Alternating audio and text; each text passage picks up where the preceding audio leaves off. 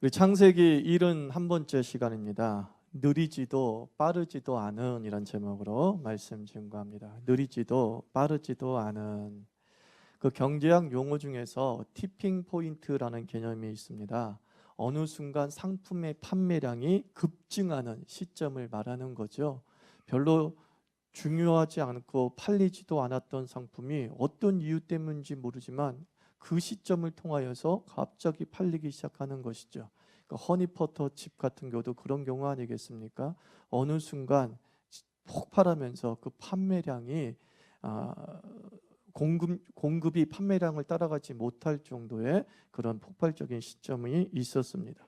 이 티핑 포인트가 물리학의 인계 질량과 같은 개념 아니겠습니까? 끓는 점이다라고 할 수 있죠. 물은 100도에 끓습니다. 그런데 이 100도에 끓기 전까지 물의 상태를 보면 아무런 변화가 없습니다. 근데 딱 100도가 되면 갑자기 물이 보글보글거리면서 이전과는 다른 상태가 되는 것이죠. 그게 인계 질량이고 그게 티핑 포인트입니다. 어느 누구나 어떤 시점에 도달하기까지의 과정이 있고 어떤 시점에 도달하기까지 축적되어져야 되는 경험이 있고 그리고 인생이 있고 그리고 과정이 있다라는 것입니다. 인생에 대한 하나님의 섭리에는 인격전과 티핑 포인트가 존재하고 있음을 우리가 알고 있어야 됩니다. 요셉의 최초의 꿈, 즉 그가 국무총리가 된다. 하여튼 국무총리는 아니지만 높은 위치에 올라간다 라고 하는 꿈을 꾸게 됩니다. 그리고 그 꿈의 실현 사이에는 어떤 긍정의 변화가 일어나지 않았음을 우리가 살펴보게 되었습니다. 그 꿈을 차근차근 이뤄나가는 단계, 그 꿈을 이뤄나가는 어떤 좋은 긍정의 징조가 있었다고 한다면 요셉이 넉넉히 버틸 수 있었겠지요. 그러나 우리가 살펴본 바에 의하면 꿈과 현실 사이에 괴리를 보게 됩니다. 그 꿈이 이루어질 징조, 가능성이 전혀 없었습니다. 자신의 꿈에 더 집중해야 될 긍정의 자극은 전혀 존재하지 않았습니다. 오히려 자신의 꿈을 꺾을 수밖에 없는, 자신의 의욕을 꺾을 수밖에 없는 부정의 사건이 요셉에게 계속되고 있는 것을 우리가 보게 되었습니다. 평범과 비범의 차이, 여러 가지로 나눌 수 있겠지만 이 평범과 비범의 차이 중에 하나가 뭐냐면 꿈과 꿈의 실현 사이를 어떻게 지내느냐에 따라서 발생합니다. 평범한 사람이 꿈과 현실 사이에서 어떻게 지내느냐를 보면 그가 평범으로 끝날 것인지 평범 이상이 될 것인지 알게 되는 것이지요. 유다 같은 경우, 가룟 유다 같은 경우는 그의 꿈과 그리고 현실 사이의 간극을 버티지 못함으로 말미암아 꿈을 놓친 인생 아니겠습니까? 그는 예수님을 만났습니다. 그리고 예수님을 통해서 하나님 나라를 갈망하게 되고 메시아의 꿈을 꾸었습니다. 그런데 그가 3년밖에 안 된 시점에서 변절한 이유가 무엇이었습니까? 점점 영광에서 멀어지는 예수를 보게 되는 것이죠. 자기의 꿈인 그 이스라엘의 회복, 그 꿈과 예수 그리스도께서 걸어가시는 길의 그 간극, 맞지 않음을 통하여서 갈등하기 시작하는 것입니다. 저분을 통해서 꿈은 이루어질 수 있는 것인가? 저분은 너무 현실적이지 않고 저 구름을 밟는 듯한 인생을 사시는 것 같아 이 간극을 유다는 견디지 못하고 결국은 예수님을 팔아먹은 자가 되었습니다. 우리나라의 이강수나 최남수는 당대 최고의 문인입니다. 우리나라의 현대 문학의 지평을 열었던 사람입니다. 3.1 독립선언문도 작성했던 사람입니다. 그리고 그 많은 사람들이 이제 일제의 침탈 기간 동안을 살아가면서 변절하게 되죠. 독립의 꿈을 꾸었던 이광수, 독립의 꿈을 꾸었던 이 최남선이 그 독립의 꿈을 꾼 이후에 현실을 보니 너무 부정적이었다는 것입니다. 일본은 망하기는커녕 더 강대해집니다. 거대 제국인 중국과 싸워서 승리한 나라가 일본이었습니다. 그들의 눈에 보기에 독립의 꿈은 요원할 것 같습니다. 아니 불가능할 것 같습니다. 왜 그렇습니까? 현실이 너무 부정적이고 현실이 너무 비관적이었다는 것이죠. 그리고 그들은 자신의 꿈을 접습니다. 현실과 타협합니다. 친일파가 되어서 온갖 영광들을 누리게 됩니다. 그러나 그들이 유언할 것처럼 보였던 그 독립이 마침내 이 대한민국에 오게 되지요. 그리고 그들은 영웅이 아니라 친일파로, 매국노로 낙인 찍히면서 부끄러운 역사의 오점을 남기게 되었습니다. 꿈과 현실 사이에 이 간극을 이겨야 꿈의 성취를 맛보고 누릴 수 있습니다. 기도 생활도 마찬가지입니다, 여러분. 기도할 때 강력하게 기도하는 사람들 있습니다. 뭔가 될 것처럼 보이는 사람들이 있습니다. 기도가 끝난 뒤에 야, 내가 충만한 기도를 드렸어라고 느낄 때가 있습니다. 그러고 나서 현실에 한 발자국 내딛었을 때 하루가 지나고 이틀이 지나고 3일이 지나도 도대체 내게 확신을 주었던 그 꿈이 이루어질 기미가 보이지 않습니다. 그때 우리는 기도의 좌절을 맛보게 되는 거죠. 기도하나 하지 않으나 내 생은 별반 달라질 것이 없어. 그렇다고 한다면 내가 뭐하러 그렇게 시간을 내서 교회에서 기도할 필요가 있겠는가? 그냥 썬데이 크리스찬으로 살아가면 되지. 우리는 그 임계점과 그 티핑 포인트 사이까지 도달할 때까지의 그 시간적 간격들을 도대체 견뎌내지 못하는 것입니다. 믿음의 영웅과 그렇지 않은 사람과의 차이점은 그들이 대단한 능력을 가지고 태어났기 때문에 영웅이 된 것이 아니라 그들은 꿈과 임계점 사이의 간극을 견뎌냈다는 거예요. 버텨냈다는 거예요. 요셉도 그 꿈과 꿈의 성취 사이에서 그는 성실과 정직으로 끝까지 버텨냈다는 거예요. 될 듯 말 듯 하면서 나를 졸이게 만드는 그 현실 앞에서 의욕이 꺾이지 아니하고 내가 하나님의 말씀대로 살아간다. 내가 하나님의 뜻대로 살아간다. 하나님이 내 인생을 주관한다. 버텨낸 것이죠. 견뎌낸 것이죠. 그리고 끝내 41장에 이르게 된 것이죠. 요셉은 이 바로 왕 앞에 서기까지 13년에서 15년의 세월을 보냈다라고 학자들은 추정하고 있습니다.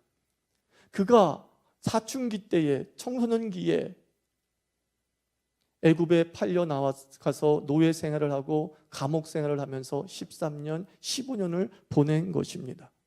그런 가운데서 하나님의 은혜를 의지하며 견뎌내고 이제 마침내 30살이 되어서 바로 앞에 서게 되었음을 46절에서 말씀하고 있습니다. 왜 30살인가? 이게 중요합니다. 많고 많은 나이 중에서 30살에 바로가 요셉이 에집트의 왕 바로 앞에 섰다라고 성경이 기록한 이유는 당시 이집트는 관료로 나아가기 위해서는 최소 30세가 되어야 한다는 것이죠. 30살이 된 사람부터 비로소 관직을 받고 행정관료로서 일을 할 수 있게 되는 법제가 있었다는 거예요. 하나님께서 요셉을 13년, 15년 동안 그렇게 방치해 두셨던 이유는 그에게 아직 티핑 포인트가 아니었다는 것이죠. 아직 임계점이 아니었다는 것이죠. 지금 그가 자유롭게 돼서 꿈을 풀어준들 그는 아무것도 이룰 수 없습니다. 그냥 너 꿈 잘 푸는 사람이구나 라고 하면서 어찌 보면 관료가 되기보다는 내 옆에서 그냥 꿈이나 해석하는 술사나 돼, 점쟁이나 돼 하는 그 위치에 있을 수밖에 없었다는 것입니다. 티핑 포인트, 임계점이 덜 채워진 것을 하나님이 아시기 때문에 하나님은 고통받고 고난받는 요셉, 될 듯 말 듯하게 살아가는 그 인생의 요셉을 안타깝게 지켜볼 수밖에 없었다는 것이죠. 사랑하는 성도 여러분, 하나님이 나를 잘 아신다 인정하십니까? 정말 인정하십니까? 나보다도 나를 잘 아시는 주님, 그 찬송 정말 신앙 고백적으로 부르고 있습니까? 그래요. 하나님은 나를 만드신 분이시고 나를 더 잘 아시는 분이십니다. 나를 더 잘 아시는 그분께서 나에게 딱 맞는 시간표를 우리에게 주신 줄 믿습니다. 시간표는 내가 만든 것이 아니라 하나님이 만드신 것이죠. 나를 너무나도 잘 알고 내 성격 너무나 잘 알고 내 부족함 너무나 잘 알고 나의 연약함 너무나 잘 아시는 주님께서 내 이 성격과 부족함과 능력의 부족함을 아시는 상황에 따라 그 인생 시간표를 만들어서 우리에게 선물해 주신 것입니다. 그것을 하나님의 섭리라고 하는 거예요. 우리는 하나님의 섭리 가운데 있습니다. 내게 주신 시간표 가운데 우리가 한 걸음 두 걸음 걸어가는 것이죠. 그러므로 우리는 시간표를 만드는 인생이 아니라 이거예요. 우리는 시간표에 맞추는 인생입니다. 우리가 기도하며 말씀을 묵상하면서 우리는 우리의 시간표를 하나님께 아뢰는 것이 아니라 하나님의 시간표를 깨달아 알고 그 시간표에 나를 맞출 수 있는 것입니다. 내가 볼 땐 너무 느린 것처럼 보여도 그 시간표에 맞추고요. 내가 보기엔 너무 빠른 것처럼 보여도 하나님의 시간표가 그러하다면 그 시간표에 맞추는 것이죠. 그게 신앙이고 그게 연륜이라고 하는 것이에요. 하나님의 시간표에 맞출 줄 아는 것. 그러나 우리가 하나님의 시간표가 어떤지 모르기 때문에 우리가 한 가지 마음속에 항상 간직해야 될 것이 뭐냐? 하나님을 신뢰하십시오. 하나님은 나에게 좋은 것을 주시는 분이시고 하나님은 자기의 자녀를 방치해 두는 분이 아니시라고 하는 이 신뢰가 전제되어질 때에 우리는 하나님의 티핑 포인트에 반드시 도달하게 될 줄 믿습니다. 하나님의 임계점에 도달해서 우리는 폭발하는 인생을 살아가게 될 줄 믿습니다. 하나님께서 요셉을 사용하시기 위해서 여러 가지 것들을 장치들을 사용하시지만 오늘 41장에서는 하나님이 사용하시는 장치 중에 하나가 뭐냐면 지혜예요. 하나님이 지혜라는 장치를 가지고서 요셉의 꿈을 성취해 가시는데 그 지혜를 어떻게 사용하시느냐? 지혜를 막으시면서 사용하시기도 하고 지혜를 여시면서 사용하시기도 하신다는 거예요. 하나님이 우리에게 지혜를 열어주시기만 하는 것은 아닙니다. 지혜를 막으시는 것도 하나님의 은혜더라고요. 지혜를 여시는 것만 은혜가 아니라 지혜를 막으시는 것도 하나님의 은혜예요. 여러분, 지혜를 여심으로 역사했던 경우가 바로 느부갓네살의 꿈 아닙니까? 이 느부갓네살의 꿈은 정말 누구도 풀 수 없는 꿈이에요. 심지어 뭐라고 얘기합니까? 내가 무슨 꿈을 꿨는지조차 맞춰보라고 할 정도입니다. 도대체 이것은 누구도 어떠한 지혜자도 풀 수 없는 꿈이었는데 누구도 풀 수 없을 때에 하나님께서 단 한 사람만 풀도록 지혜를 열어주셨습니다. 누굽니까? 바로 다니엘. 다니엘은 꿈 얘기도 듣지도 않아 놓고선 이런 꿈 꿨다라고 얘기하고 그 꿈을 해석해 주는 모습을 보게 됩니다. 모두가 다 알 수 없을 때에 하나님은 나만 알게 하시는 줄 믿습니다. 그게 지혜를 여시는 방법으로 풀어가는 거예요. 오늘 이 요셉의 꿈은요, 저는 이거예요. 지혜를 막으심으로 요셉을 역사의 전면에 등장시켰다는 거예요. 너는 이 바로의 꿈을 읽으면서 읽으면 읽을수록 꿈이 너무 쉬워. 나 솔직히 꿈이 너무 쉬워. 해석이 뻔해. 좋은 일이 있을 거고 안 좋은 일이 있을 거고 이 얘기야. 이게 7달인지 7년인지 뭐 이거는 해석하기 나름이지만은 곡식은 1년에 한 번씩 나오니까 1년이라고 해석할 수 있. 내가 만약에 그 당시 요셉이라면 나 이거 풀 수 있어. 해석할 수 있어. 여러분 어떻게 생각하세요? 이 꿈 쉬워요, 어려워요? 내가 또 쉽다니까 또 쉽다 그러네. 쉬워요. 이 꿈을 객관적으로 놓고 보면 쉬운 꿈이에요. 근데 희한한 것은 당대에 똑똑하다고 하는 박수, 점쟁이 그리고 정치 관료들이 이 꿈을 풀었다 못 풀었다? 못 풀었다라고 얘기하고 있어요. 못 풀었다고 얘기해요. 너무나 단순하게 얘기해 줄 수 있잖아요. 앞으로 안 좋은 일이 벌어질 거니까 좀 대비를 잘합시다. 이렇게만 얘기해도 푸는 거잖아요. 근데 누구도 그 꿈을 알지 못하였더라, 해석하지 못하였더라고 성경은 말하고 있습니다. 이건 뭐예요? 주께서 지혜를 막으시는 것이죠. 세상의 지혜를 막으시는 것이죠. 세상의 상식을 막으시는 것이죠. 그래서 결국은 누가 나타날 수밖에 없게? 요셉이 나타날 수밖에 없게. 술 맡은 관원이 최고의 고위층이었던 술 맡은 관원이 그때서야 번뜩 요셉이 생각나서 잘 풀 수 있는 사람 한 명이 있습니다. 그가 바로 요셉입니다. 해볼 것 다 해보고 불가능에 직면했을 때에 비로소 요셉이라도 한번 들어보자, 지푸라기라도 한번 잡아보자 하는 심정으로 요셉이 나타나게 되었다는 거예요. 누구나 다 비슷하게 풀어놨으면, 아쉬움이 없었으면 요셉이 얘기를 꺼내도, 처음부터 요셉 얘기를 꺼냈어도 요셉 얘기 듣지도 않았을 거예요. 감옥에 갇힌 놈이. 아니, 히브리인들이 뭔 지혜가 있다고. 그런데 뭐예요? 하나님 모든 것을 막아놓고 완전히 답답해하게 만드신 다음에 청년 요셉을 전면에 등장시키더라는 것입니다. 하나님은 지혜를 여시기도 하고 하나님은 지혜를 막으시기도 하는 거예요. 이게 둘 다 하나님은 합력해서 선을 이루시는 줄 믿습니다. 내가 지금 답답해, 뭘 해야 될지를 모르겠어. 그래서 아무것도 안 하고 있어. 근데 훗날 아무것도 안 한 게 복인 걸 깨닫게 됩니다. 희한해요, 여러분들. 경험하신 적 없으세요? 이건 뭔가를 해야 되는데 내 생각에 아무것도 안 떠올라서 아무것도 못했는데 그게 복이었어. 어떤 분은 그걸 집 사는 걸로 얘기합니다.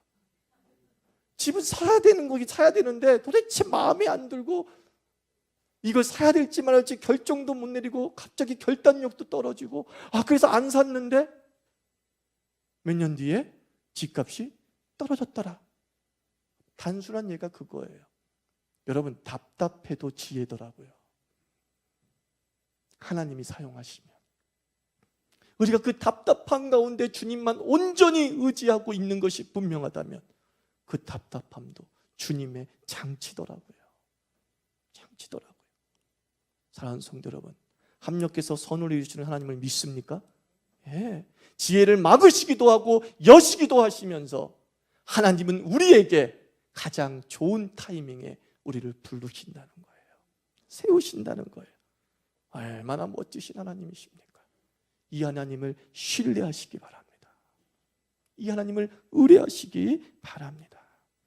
하나님은 원수의 지혜를 막으시고 성도의 지혜를 열어주시기도 하는 거죠. 여러분, 세상을 살아가면서 뻔히 아는 건데도 틀릴 때가 있잖아요. 그래서 저는 그런 얘기를 할 때마다 이런 얘기합니다. 여러분, 당연한 것이라도 기도하십시오. 여러분, 당연한 것이라도 기도해야 됩니다. 아시겠어요? 이 세상에서 당연한 것은 없기 때문입니다. 왜냐하면 하나님이 허락하시지 않으면 그 당연한 것도 우리의 것이 될 수 없어요. 1 더하기 1은 2, 너무나 당연히 알고 있는 산수 문제를 틀리는 애들이 얼마나 많이 있습니까? 1 더하기 1은 어느 순간 갑자기 텔레비전에서 들은 말이 생각이 나가지고 1 더하기 1은 3이래요 라고 답을 적었대요.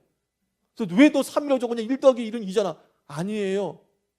1 더하기 1은 시너지 효과가 나서 3도 될 수 있고 4도 될 수 있다고 텔레비전에서 말했어요. 너무나 당연한 답, 1 더하기 1은 몇입니까? 라는 물음에 갑자기 엉뚱한 지혜가 들어온 거죠. 엉뚱한 경험이 들어와가지고 갈등하게 만드는 거예요.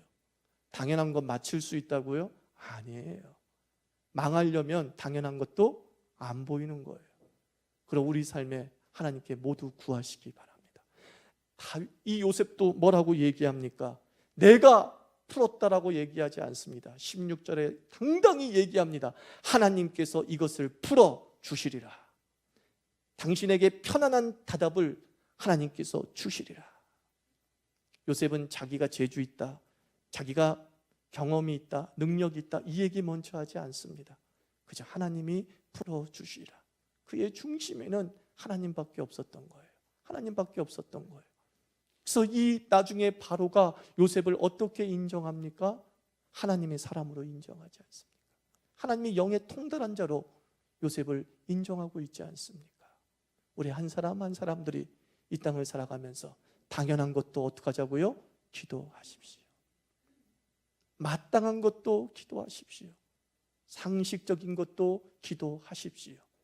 그것이 하나님의 은혜를 합력해서 선을 이루는 그 방식을 내 것으로 누릴 수 있는 우리만의 삶의 지혜라는 겁니다.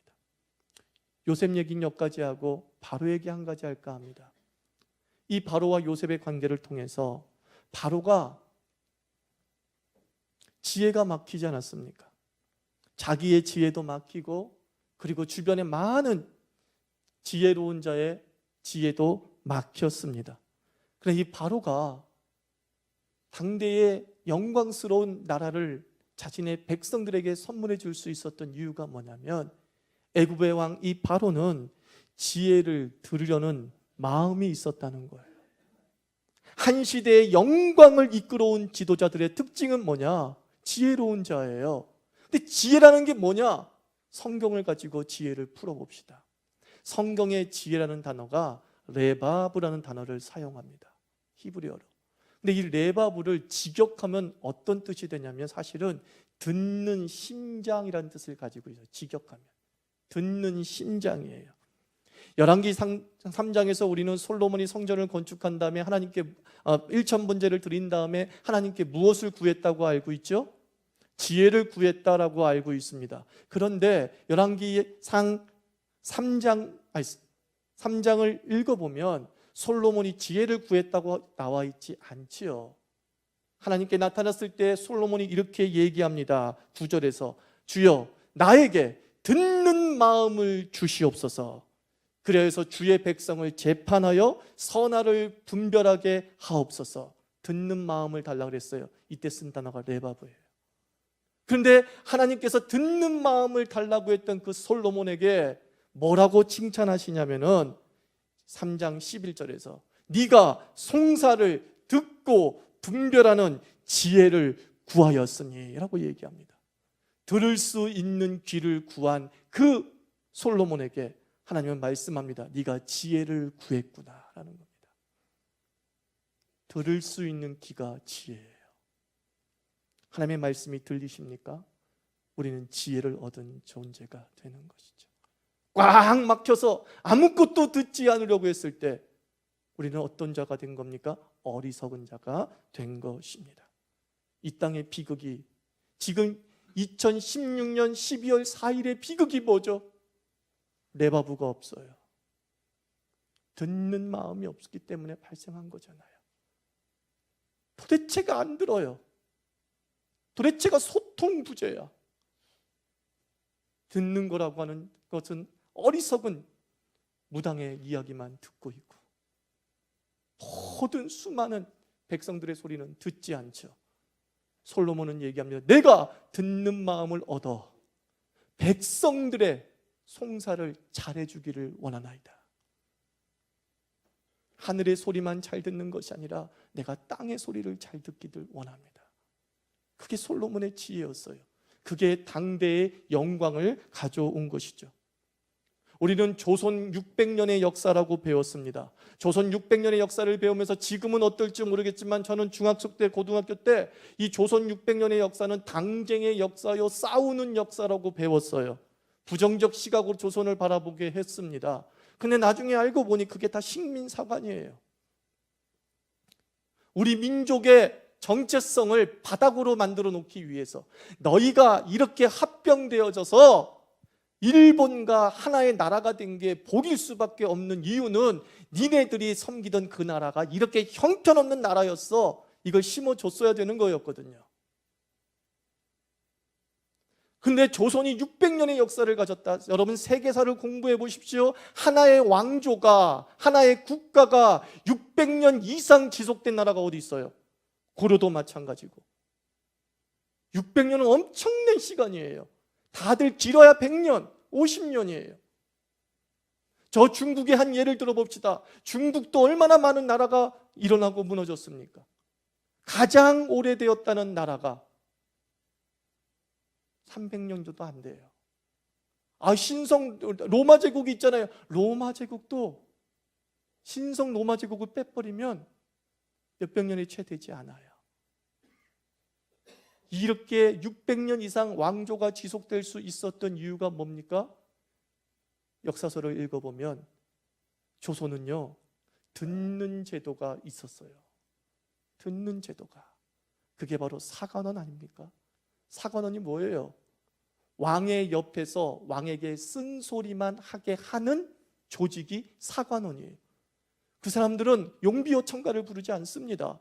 그들은 당신 잘못했어, 왕 이거 잘못했어, 백성들이 이 얘기하고 있는데 당신은 왜 그렇게 하지 않소? 왜 오늘 정치를 이렇게 했어? 왜 늦게 궁에 나왔어? 사관원이 하는 일이 그거예요. 재밌는 사실은 그걸 법적으로 보정해 줬다는 거죠. 보복을 못하게 했다는 거죠. 심지어 유급 휴가까지 주면서 그들을 보호했다는 거죠. 그게 600년 조선 역사의 강점이었어요. 백성의 소리를 듣기 위해서 수많은 제도들이 만들어졌고, 우리가 잘 알고 있는 신문고 제도, 유래를 찾아볼 수 없는 백성의 민원을 소리를 듣는 제도가 만들어졌어요. 그런데 이 좋은 제도가 일제 침략 200년 전부터 정조 이후에 점점점 무너진 것이죠. 말을 안 듣습니다. 백성의 소리 안 듣습니다. 쓴소리하는 사람들을 죽여버립니다. 숙청합니다. 그리고 우리는 비극적인 일제합방이라고 하는 수모를 겪게 되는 거죠. 나라나 인생이나 신앙 다 마찬가지예요. 귀가 막히면 망하는 줄 압니다. 귀가 막히면 망하는 거예요. 내게 좋은 소리만 들리면 망하는 거예요.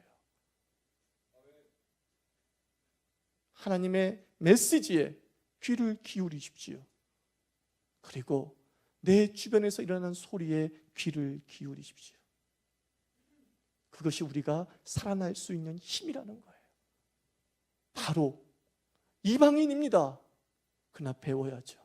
감옥에 있는 자조차에게조차도 이 문제를 풀어주기를 바라는 마음, 그리고 그 지혜를 들었을 때에 그 지혜를 가지고서 대책을 세워나가는 이 넓은 마음, 이게 요셉의 시대에 애굽이 강대국이 될 수 있었던 이유 중에 하나입니다. 지혜는 귀가 열림이 출발이라고 말씀드렸어요.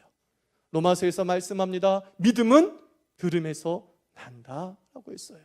주의 말씀을 들을 때에 우리의 믿음이 온전히 강해지는 것이죠. 좋은 말씀 많이 들으시기 바랍니다. 그러면 그 좋은 말씀이 나쁜 말씀을 그대로 걸러낼 줄 아는 능력이 생기는 거예요. 하나님의 제대로 된 말씀을 온전히 집중해서 들어야 되는 것입니다. 저는 우리 자유교회 교인들 한 사람 한 사람들이 이왕이면 예배를 많이 드리기를 원합니다. 자유교회 예배를 많이 드리십시오. 왜 그렇습니까? 예배 때 말씀이 선포되기 때문 아니겠습니까?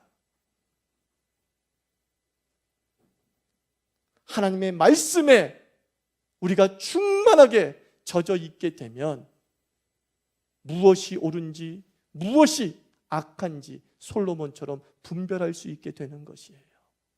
잘 들으면 분별할 수 있게 되는 거예요. 그래서 우리 한 사람 한 사람이 그 임계점과 티핑 포인트에 도달하기까지 우리를 지키는 힘은 무엇이냐? 성실과 정직으로 버티면서 주의 말씀에 귀를 열어놓는 거예요. 주의 말씀에, 그 말씀을 내 것으로 받아들이는 거예요. 사족의 말씀이지만 참 준비된 말씀을 어떻게 그렇게 역사하시는지. 아멘. 오늘 한 분이 그랬습니다. 저는 소리내서 아멘 이런 것들에 대해서 그렇게 긍정적으로 생각하는 사람이 아니라고 얘기했어요. 하도 예배 분위기를 흐트려서. 근데 너무 아멘을 안 해. 우린 또 너무 아멘을 안 해. 아멘이 뭡니까? 그러합니다라고 받아들이는 거거든요. 그러합니다라고 받아들이는 거예요. 여러분, 그러합니다라고 받아들이고 계십니까? 네, 그것이 우리를 살리는 겁니다. 그것을 살리는 거예요. 주의 말씀이 분명하면 내게 부담되더라도, 내게 쓴소리를 하더라도 뭐라고요? 아멘 받아들이는 거예요. 그게 살리는 것입니다. 주의 말씀은 때로 너무 부담이 되는 이유가 뭐냐면 하나님의 말씀은 매우 적용이 강하기 때문이에요. 여러분, 원리를 얘기하면요 아멘 안 할 사람 없어요. 서로 사랑하십시오. 아멘. 기도하십시오. 아멘 다예요. 그런데 그 사랑하십시오에 대해서 적용이 나오기 때문에 힘든 거예요. 그게 바로 부자 청년이었어요. 예수님을 찾아온 부자 청년. 랍비요, 선생이요, 어떻게 하면 내가 영생을 얻을 수 있습니까? 라고 얘기합니다. 네가 하나님의 말씀 뭐라고 얘기하느냐? 죄가 다 압니다. 뭐 살인하지 말라, 도둑질하지 말라, 간음하지 말라, 안식일을 거룩히 지키라. 내가 이것을 다 지키었나이다. 그래요. 그런데도 뭔가 영생의 어떤 확신을 못 얻는 거죠. 그때 예수님이 적용을 합니다. 너에게 한 가지 부족한 것이 있으니 네가 가지고 있는 것을 다 팔아 가난한 자에게 주고 나를 쫓으라. 그때 원리에 충실했던 그 부자 청년이 뭐라 그래요? 마태복음 19장 읽어보면 근심하여 돌아갔더라. 원리엔 누구나 아멘해요. 살인하지 말라, 도둑질하지 말라. 근데 적용이 들어갑니다. 네 부인을 죽이지 마. 그러는 순간 근심해서 돌아갑니다. 내가 오늘 이 부인을 죽일 작정을 하고 있었거든요. 너무 미워가지고. 우리의 말씀이, 하나님의 말씀이 오늘 갑자기 아멘이 나오지 않게 하는 것은 어찌 보면 그것이 나를 향한 하나님의 적용이기 때문인지도 몰라요. 내가 아멘하면 저걸 지켜야 될 것 같은 거야. 그죠? 내가 아멘하면 저걸 따라야 될 것 같은 거야. 도저히 못하겠는 거야. 사랑하는 성도 여러분, 다시 말씀드립니다. 하나님은 우리에게 좋은 것을 주시는 분임을 믿습니까? 합력해서 선을 이루시는 분임을 믿습니까? 그러면 그 부담되는 말씀에 아멘 했을 때 역사가 있는 줄 믿습니다. 그게 레바브라고요. 그게 듣는 마음이라고요. 그게 지혜라고 성경은 말씀하고 있습니다. 우리가 이 티핑 포인트에 도달하기까지 느리거나 빠르지도 않은 가장 적합한 시점에 우리의 임계점을 인도하시는 그 하나님을 신뢰하고 하나님의 방법으로 이 땅을 살아가고 그리고 주의 말씀에 열려있는 그리스도인 되기를 다시 한번 주의 이름으로 축원합니다. 기도합시다.